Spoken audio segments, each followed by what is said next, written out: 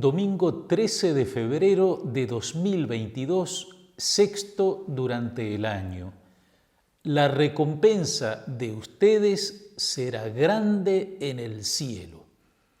Este domingo nos encontramos con un pasaje del Evangelio muy conocido, muy comentado y aún muy discutido, las bienaventuranzas. Lo llamamos así porque de ese modo se solía traducir el comienzo de cada frase, bienaventurados ustedes. En un lenguaje más directo y cercano a nosotros, hoy se traduce como felices ustedes, porque se trata precisamente de eso, proponer un camino que lleva a la más profunda y auténtica felicidad, la felicidad para la que ha sido creado el ser humano, la vida eterna. De las bienaventuranzas tal vez conocemos mejor la versión del evangelista Mateo, que las ubica al comienzo del capítulo 5. Así inicia Jesús el llamado Sermón del Monte, porque habla desde una elevación.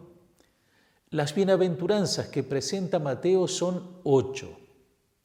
En cambio, aquí estamos en el Evangelio de Lucas, donde Jesús está en una llanura y nos presenta 4 bienaventuranzas. El número de 8 se completa con 4 lamentaciones o ayes, lo que nos invita a poner en relación unas y otras.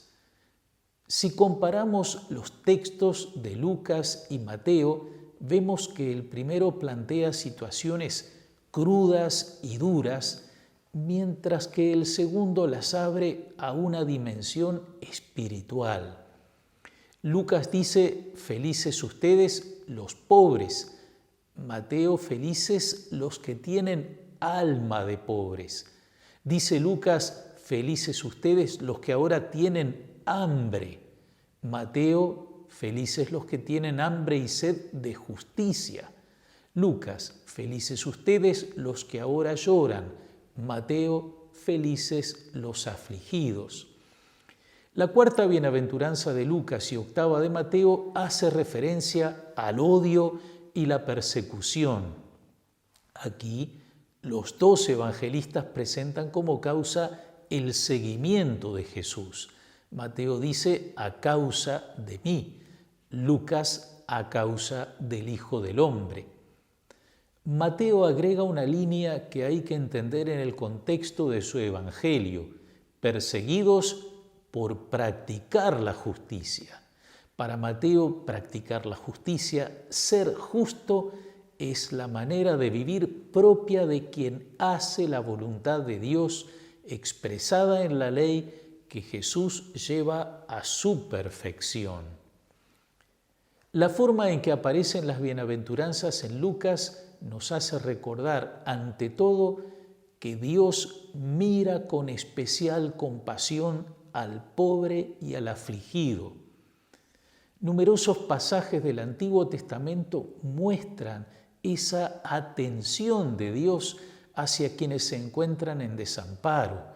Por ejemplo, en el libro del Deuteronomio.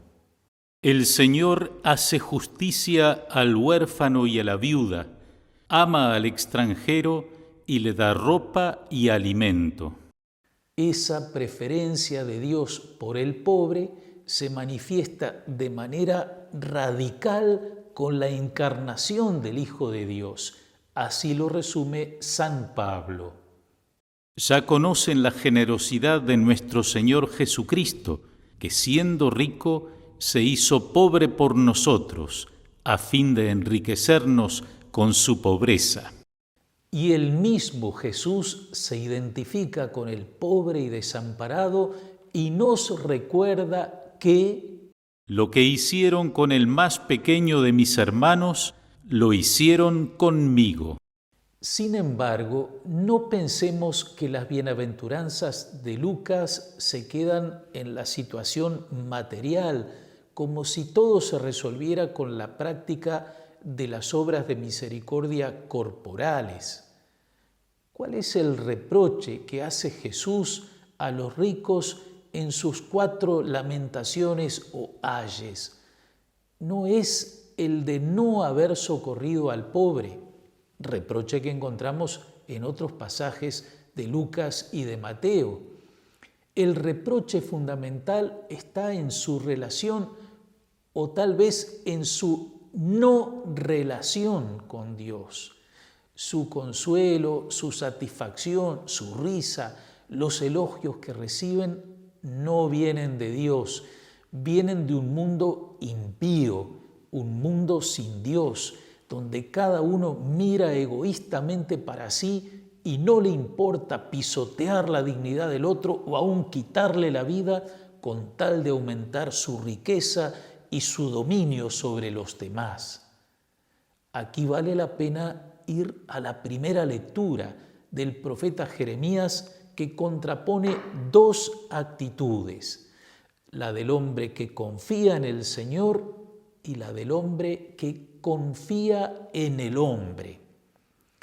Esta última expresión puede sonarnos extraña, pero no se refiere a la necesaria confianza en las relaciones humanas, sino a la autosuficiencia, prescindir totalmente de Dios, llevando una vida en la que el Señor no tiene nada que decir ni nada que hacer. El hombre rico del que habla Jesús es aquel que no necesita ni de Dios ni de nadie, aquel al que nadie puede decirle que no, aquel que piensa que todo hombre tiene su precio y que no hay cosa alguna que no pueda tener por medio de su dinero o su poder. Jeremías compara los logros finales de esos 2 hombres con 2 árboles. El hombre que confía en el hombre es como un matorral en la estepa que no ve llegar la felicidad. Habita en la aridez del desierto, en una tierra salobre e inhóspita.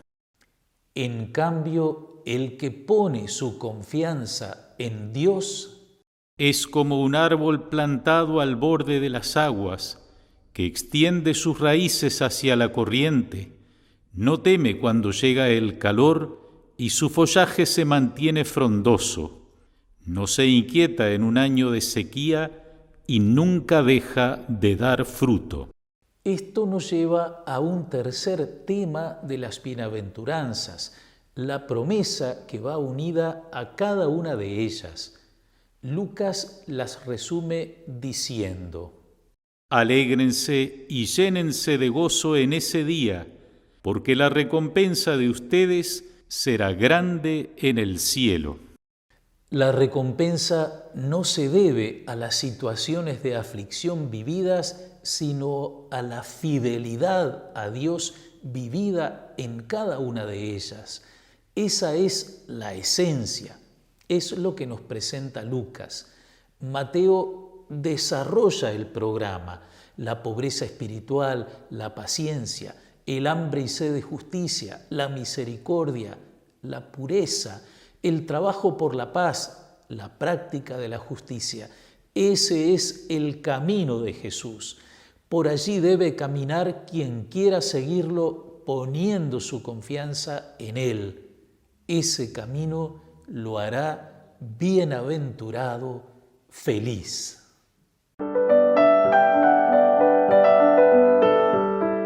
En el mes de febrero, el Papa Francisco nos invita a rezar especialmente por las mujeres religiosas y consagradas, agradeciéndoles su misión y valentía para que sigan encontrando nuevas respuestas a los desafíos de nuestro tiempo. El día 14 recordamos a los santos Cirilo y Metodio, hermanos de sangre, uno monje y el otro obispo. Ellos fueron grandes evangelizadores de los pueblos eslavos del este de Europa en el siglo IX. San Cirilo inventó el alfabeto que lleva su nombre, que aún se utiliza en la lengua rusa y otras. San Juan Pablo II los nombró copatronos de Europa. San Claudio La Colombière fue un sacerdote jesuita que acompañó espiritualmente nada menos que a Santa Margarita María Alacoque y se convenció de la validez de sus visiones y se convirtió en un apóstol de la devoción al Sagrado Corazón de Jesús. Lo recordamos el día 15. Y esto es todo por hoy, amigas y amigos. Gracias por su atención. Cuídense mucho, cuidémonos todos. Que los bendiga Dios Todopoderoso, Padre, Hijo y Espíritu Santo. Amén.